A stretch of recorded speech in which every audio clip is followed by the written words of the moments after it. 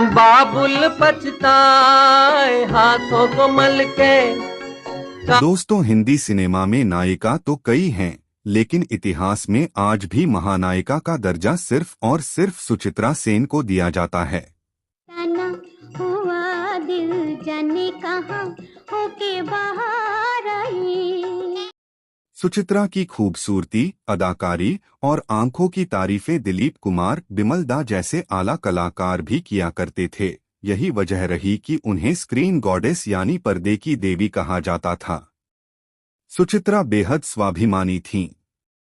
Showman Raj Kapoor की फिल्में करना कई एक्ट्रेसेस का सपना हुआ करता था, लेकिन एक दौर वो भी रहा जब राज कपूर जैसी शख्सियत उन्हें फिल्म में लेने के लिए उनके कदमों पर आ बैठी थी। सुचित्रा ने ये कहते हुए उनकी फिल्म ठुकरा दी कि उन्हें राज कपूर का अंदाज पसंद नहीं आया। सुचित्रा सेन कामयाबी की सीढ़ियां चढ़ रही थीं, जबकि उनका स्टारडम उनकी शादीशुदा जिंदगी बर्बाद होने का कारण बन गया। फिर एक समय ऐसा भी आया जब सिर्फ एक फिल्म फ्लॉप होने के सदमे में उन्होंने फिल्म इंडस्ट्री और लोगों से राब्ता खत्म कर दिया। दुनिया से छिपने के लिए वे 36 साल तक एक कमरे में कैद होकर रहीं। दादा साहेब फाल्के अवार्ड दिया जाना था, लेकिन सुचित्रा अपने कमरे से निकलने को राजी नहीं हुई और अवार्ड ठुकरा दिया। उनकी आखिरी इच्छा भी यही रही कि उन्हें दुनिया की नजरों से छिपाकर अंतिम विदाई दी जाए, जिससे कोई उनका चेहरा न देख सके। तो दोस्तों, इस वीडियो के अंत तक जरूर बने रहिएगा और साथ ही वीडियो अच्छे लगे तो हमारे चैनल को सब्सक्राइब जरूर कीजिएगा। दोस्तों, सुचित्रा सेन का जन्म 6 अप्रैल 1931 को बंगाल के सिराजगंज के पास स्थित भांगा बारी गांव, अब ये गांव बांग्लादेश में आता है, में हुआ था। उनके पिता करुणामय दासगुप्ता पभा म्यूनिसिपल के सैनिटरी इंस्पेक्टर थे, जबकि उनकी मां इंदिरा देवी एक गृहिणी थीं। 5 भाई बहनों में सबसे छोटी सुचित्रा का असली नाम रोमा दासगुप्ता था, जो फिल्मों में आने के बाद बदला गया था। जब 1947 में भारत आजाद हुआ, तब Suchitra Sen Pabna Government Girls High School की स्टूडेंट थीं। आजादी के बाद भारत पाकिस्तान बंटवारे के दंगे शुरू हुए, जिसका असर बंगाल पर भी पड़ा। इन्हीं दंगों के दौरान ईस्ट बंगाल में हिंदू परिवारों के साथ बर्बरता की जाने लगी। सुचित्रा के पिता किसी तरह परिवार की जान बचाते हुए वेस्ट बंगाल आकर बस गए, जो उस समय हिंदुओं के लिए एक सुरक्षित जगह थी। वेस्ट बंगाल में बसने के बाद पिता ने 15 साल की सुचित्रा की शादी बिजनेसमैन आदिनाथ सेन के बेटे दीबानाथ सेन से करवा दी। सुचित्रा को गाने का शौक था। घर में भी वो अक्सर काम करते हुए गुनगुनाया करती थीं। उनके पति दीबानाथ उनके हुनर की कदर करते थे। वो चाहते थे कि सुचित्रा का हुनर चारदीवारी में कैद न रह जाए। यही वजह रही कि उन्होंने पत्नी को बंगाली सिनेमा का हिस्सा बनने का सुझाव दिया। दोनों ने मिलकर आदिनाथ को भी राजी कर लिया। पति ने मदद की तो 1952 में बन रही बंगाली फिल्म शेष कोठाए में उन्हें गाने का मौका मिला। फिल्म पूरी होने से पहले ही हीरोइन ने फिल्म छोड़ दी और फिल्म बंद हो गई। इसी समय बंगाली सिनेमा के मशहूर फिल्म मेकर सुकुमार दासगुप्ता ने सुचित्रा की खूबसूरती और हुनर को भांप लिया और उनका स्क्रीन टेस्ट लिया। जाना सुनो मगर शहजादे जी, कोई भूल मत। सुचित्रा का स्क्रीन टेस्ट इतना बेहतरीन था कि उन्हें फिल्म 7 नंबर कोदी 1953 में कास्ट कर लिया गया। फिल्म की शूटिंग शुरू हुई और सुचित्रा की चर्चा बंगाली सिनेमा में होने लगी। फिल्म रिलीज होने से पहले ही सुचित्रा को 3 और बंगाली फिल्में कजोरी, सारे चोतोर और भगवान श्री श्री कृष्णा मिल गईं। फिल्म शारे चोतोर 1953 में सुचित्रा को उत्तम कुमार के साथ कास्ट किया गया था। ये फिल्म सुपरहिट रही और सुचित्रा सेन को बंगाली सिनेमा की टॉप एक्ट्रेसेस में गिना जाने लगा। सुचित्रा उत्तम की जोड़ी ऐसी जमी कि जब भी बंगाली सिनेमा में कोई बड़ी फिल्म बनती थी तो उसमें सुचित्रा सेन और उत्तम कुमार को ही कास्ट किया जाता था। इनकी आइकॉनिक जोड़ी इंडियन सिनेमा की सबसे बेहतरीन पेयरिंग कहलाती थी, जो बंगाली सिनेमा का सुनहरा दौर लाई थी। टाइम्स ऑफ इंडिया को दिए एक इंटरव्यू में दिलीप कुमार ने कहा था कि पर्दे पर उनकी पसंदीदा जोड़ी सुचित्रा और उत्तम कुमार की थी। बंगाली सिनेमा में सुचित्रा सेन की खूबसूरती की चर्चा हर तरफ होती थी। यही वजह रही कि जब फिल्म मेकर बिमल रॉय को फिल्म देवदास 1955 के लिए पारो चुननी थी तो मीना कुमारी के बाद उन्हें सबसे पहले सुचित्रा का ही ख्याल आया। दरअसल उन्होंने सबसे पहले ये रोल मीना कुमारी को दिया था, लेकिन उनके पति कमाल अमरोही ने उन्हें फिल्म करने की इजाजत नहीं दी। मीना ने फिल्म ठुकराई तो बिमल दा ने सुचित्रा को कास्ट कर लिया। दूसरी तरफ फिल्म में चंद्रमुखी का रोल नरगिस को दिया गया था, लेकिन वो अड़ गईं कि वो फिल्म तभी करेंगी जब उन्हें पारो का रोल दिया जाएगा। बिमल दा नहीं माने और नरगिस ने नाराजगी में फिल्म छोड़ दी। नरगिस के बाद चंद्रमुखी के रोल में बीना राय और सुरैया को भी बुलाया गया, लेकिन वो भी चंद्रमुखी नहीं बल्कि पारो बनना चाहती थीं। बिमल दा ने अपना फैसला नहीं बदला और सुचित्रा के नाम पर अड़े रहे। ऐसे में चंद्रमुखी का रोल वैजयंतीमाला को दिया गया और सुचित्रा बन गई पारो। बिमल दा ने फिल्म देवदास की शूटिंग के पहले दिन सुचित्रा सेन और दिलीप कुमार की मुलाकात करवाई थी। जैसे ही दिलीप कुमार की नजर उन पर पड़ी तो बड़ी बड़ी आंखों और तीखे नैनंक्ष ने उनका ध्यान खींच लिया। टाइम्स ऑफ इंडिया को दिए एक इंटरव्यू में दिलीप कुमार ने कहा था, वे अपनी एक नजर से बहुत कुछ कह जाती थीं। एक इंटेंस सीन की शूटिंग के दौरान दोनों को एक दूसरे की आंखों में देखना था। जैसे ही सुचित्रा ने एक्सप्रेशन दिए तो दिलीप कुमार और सेट पर मौजूद हर कोई उनका परफेक्शन देख हैरान रह गया। वो एक ही डायलॉग को 5 अलग अलग मॉड्यूलेशन के साथ बोल सकती थीं। सुचित्रा खामोश रहना पसंद करती थीं, सेट पर किसी से बोलचाल नहीं रखती थीं, लेकिन अपने साथ काम करने वालों को बराबर इज्जत देती थीं, चाहे वो एक स्पॉट बॉय ही क्यों न हो। 30 दिसंबर 1955 को रिलीज हुई फिल्म देवदास हिट रही और फिल्म में काम करने वाले हर कलाकार को चौथे फिल्म फेयर अवार्ड से सम्मानित किया गया। दिलीप कुमार को बेस्ट एक्टर अवार्ड मिला और वैजयंतीमाला मोतीलाल को बेस्ट सपोर्टिंग एक्ट्रेस एक्टर का।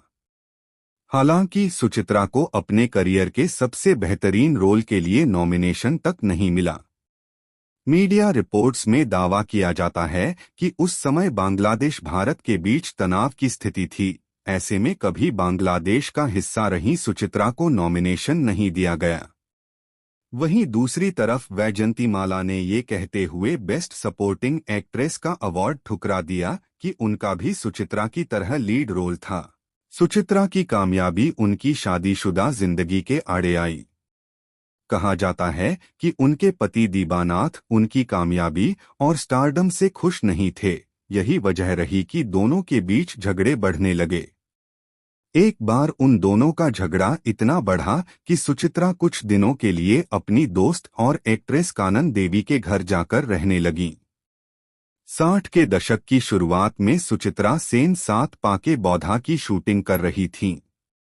एक दिन शूटिंग पर निकलने से पहले उनका पति से इतना बड़ा झगड़ा हुआ कि सुचित्रा ने पति की शर्ट फाड़ दी। झगड़े के बाद जब वो शूटिंग पर पहुंची तो उन्होंने डायरेक्टर से कहकर वही सीन फिल्म 7 पाके बौधा में रखवाया। 1963 में रिलीज हुई इस फिल्म ने सुचित्रा को इंटरनेशनल स्टार बनाया था। लगातार बढ़ते झगड़ों के चलते एक रोज दीबानाथ सुचित्रा और बेटी मुनमुन को छोड़कर न्यूयॉर्क चले गए। शिपिंग कंपनी में काम करते हुए उन्होंने कभी मुड़कर परिवार की ओर नहीं देखा। स्वाभिमानी सुचित्रा ने भी कभी उनसे संपर्क नहीं किया और अकेले बेटी की परवरिश की। 27 नवंबर 1970 को सुचित्रा की बेटी ने एक डरावना ख्वाब देखा और डरकर उठ गई। सुचित्रा ने उसे सुलाया और 28 नवंबर 1970 की सुबह एक इंटरनेशनल कॉल आया। बताया गया कि उनके पति दीबानाथ का निधन हो चुका है। सुचित्रा लोगों की मदद से पति का शव कोलकाता लाईं, जहां पूरे परिवार की मौजूदगी में उनका अंतिम संस्कार हुआ। पति की मौत से सुचित्रा टूट गई थीं, लेकिन उन्होंने फिल्मों में काम करना जारी रखा। एक रोज राज कपूर अपनी फिल्म का ऑफर लेकर सुचित्रा सेन के घर पहुंचे थे। जैसे ही सुचित्रा सोफे पर बैठीं तो राज कपूर उनके कदमों के पास सटकर बैठ गए और फूल देने लगे। ये देखते ही सुचित्रा सेन ने उनकी फिल्म करने से इनकार कर दिया। सुचित्रा ने बायोग्राफी आमर बोंधु सुचित्रा सेन लिखने वाले राइटर अमिताभ चौधरी से कहा था, मैंने फिल्म इसलिए रिजेक्ट की क्योंकि मुझे उनका तरीका और उनकी पर्सनैलिटी पसंद नहीं आई। जिस तरह का उनका रवैया था, जिस तरह वो पैरों पर बैठे, ये एक आदमी को शोभा नहीं देता।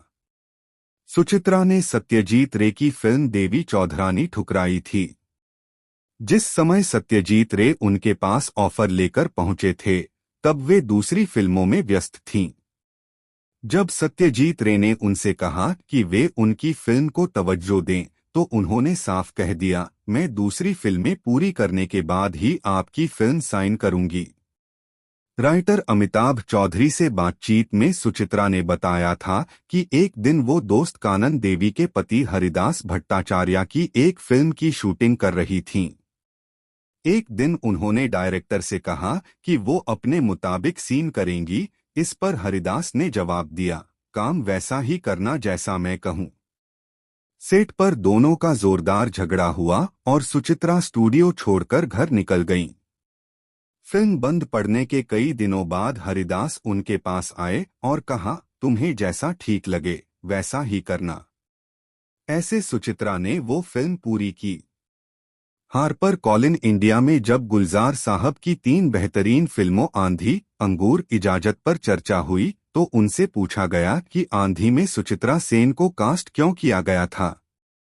गुलजार साहब ने जवाब में बताया कि पहले संजीव कुमार और सुचित्रा को एक टिपिकल बम्बिया फिल्म में कास्ट किया गया था। जिस समय स्टोरी नरेशन का काम हुआ, उस समय सुचित्रा कोलकाता में थीं। एक मीटिंग रखी गई जिसमें संजीव कुमार, गुलजार साहब, प्रोड्यूसर जे ओम प्रकाश, राइटर सचिन भौमिक मौजूद थे। जब बम्बिया थीम की स्टोरी सुनाई गई तो गुलजार साहब खड़े हुए और कहा, क्या आप लोगों को लगता है कि सुचित्रा सेन इस कहानी को सुनने के लिए कोलकाता से बंबई आएंगी? वे ऐसी फिल्म क्यों करेंगी? राइटर सचिन भौमिक ने सहमति जताते हुए कहा, सही कहा, ये बंबई है। हम यहाँ किसी भी एक्टर को बुला सकते हैं, लेकिन अगर सुचित्रा सेन को बुलाना है तो कहानी कुछ अलग होनी चाहिए। हर कोई इस बात से सहमत था। इसी बीच गुलजार साहब ने एक पॉलिटिकल ड्रामा फिल्म की कहानी सुनाई जो हर किसी को पसंद आ गई। वो कहानी फिल्म आंधी की थी, जो उन्होंने सुचित्रा के लिए चुनी थी। ये बात भी कम लोग जानते हैं कि फिल्म आंधी के सेट पर हर कोई सुचित्रा को मैडम नहीं सर कहता था। ये रुतबा उन्हें गुलजार साहब ने ही दिया था। 14 फरवरी 1975 को रिलीज हुई फिल्म आंधी में सुचित्रा सेन ने आरती देवी का रोल प्ले किया था। कहा गया कि ये फिल्म तत्कालीन प्रधानमंत्री इंदिरा गांधी पर बनी है, जबकि ऐसा नहीं था। इस फिल्म को कांग्रेस पार्टी ने कई जगह रिलीज होने से रोक दिया। फिर जब इमरजेंसी लगी तो फिल्म को बैन कर दिया गया। कांग्रेस का मानना था कि इस फिल्म से उनकी पार्टी की छवि पर बुरा असर पड़ेगा। बैन के चलते फिल्म नेशनल टॉपिक बन गई थी। 1977 में जब कांग्रेस को हराकर जनता पार्टी सत्ता में आई तो इस फिल्म का टीवी प्रीमियर किया गया था। ये सुचित्रा सेन के करियर की सबसे बेहतरीन फिल्मों में से है। फिल्म आंधी के रिलीज होने के 2 साल बाद 1978 में सुचित्रा सेन बंगाली फिल्म प्रणय पाशा में नजर आई थीं। इस फिल्म का फ्लॉप होना सुचित्रा बर्दाश्त नहीं कर पाईं और उन्होंने तुरंत फिल्मों से रिटायरमेंट की अनाउंसमेंट कर दी। जबकि उस समय वो राजेश खन्ना के साथ नाती बिनोदिनी में काम कर रही थीं। उन्होंने फिल्म अधूरी छोड़ दी और फिल्मी दुनिया से सारे नाते तोड़ लिए। फिल्में छोड़ते ही सुचित्रा सेन रामकृष्ण मिशन आश्रम से जुड़कर सात्विक जीवन जीने लगीं। चंद दिनों में ही उन्होंने घर के एक छोटे से कमरे में अपनी दुनिया बसा ली। इस दौरान भी उन्हें कई फिल्में मिलीं, लेकिन उन्होंने सारी फिल्में ठुकरा दीं। समय बीतता गया और एक समय ऐसा आया जब वो कमरे में ही कैद रहने लगीं। उनके परिवार वालों को भी उनसे मिलने की इजाजत नहीं थी। बायोग्राफी आमर बोंधु सुचित्रा सेन लिखने वाले राइटर अमिताभ चौधरी से सुचित्रा ने कहा था, मैं अकेले रहना पसंद करती हूँ। मैंने अपनी बहन की बेटी रुना की शादी भी अटेंड नहीं की। मैं जहाँ भी जाती थी लोग मुझे डिस्टर्ब करते थे। मुझे कई लेटर आते थे, लेकिन मैंने न उन्हें खोला न किसी का जवाब दिया। मैं इस तरह ही खुश हूँ। साल 2005 में सुचित्रा सेन को दादा साहेब फाल्के अवार्ड दिया जाने वाला था। हालांकि जब उन्हें कॉल कर इसकी खबर दी गई तो उन्होंने ये कहते हुए अवार्ड ठुकरा दिया कि वह अब लोगों के सामने नहीं आएंगी, अगर अवार्ड देना है तो घर आना पड़ेगा। 24 दिसंबर 2013 को सुचित्रा सेन को लंग इन्फेक्शन के चलते अस्पताल में भर्ती करवाया गया था। प्राइवेसी के चलते इस बात को पूरी तरह से राज रखा गया था। 17 जनवरी 2014 को सुचित्रा को अस्पताल में हार्ट अटैक आया, जिससे उनका निधन हो गया। 82 साल की सुचित्रा की आखिरी ख्वाहिश थी कि मौत के बाद भी उनका चेहरा किसी को न दिखाया जाए। यही वजह रही कि उनकी मौत के महज 5 घंटे बाद ही उनके परिवार ने कोलकाता के कायोरातोला श्मशान घाट में उनका अंतिम संस्कार कर दिया। आखिरी ख्वाहिश के मुताबिक उनका चेहरा ढककर रखा गया था, जबकि उन्हें अंतिम विदाई देने हजारों चाहने वाले पहुंचे थे। तो दोस्तों, आपको सुचित्रा सेन की कौन सी फिल्म या किरदार पसंद आया था, हमें कमेंट में ज़रूर बताइएगा। ऐसी ही और दिलचस्प कहानी जानने के लिए आप मेरे चैनल कृष्णा फिल्मी टीवी को सब्सक्राइब भी कर सकते हैं। बस बेल आइकन दबाना मत भूलिएगा। धन्यवाद।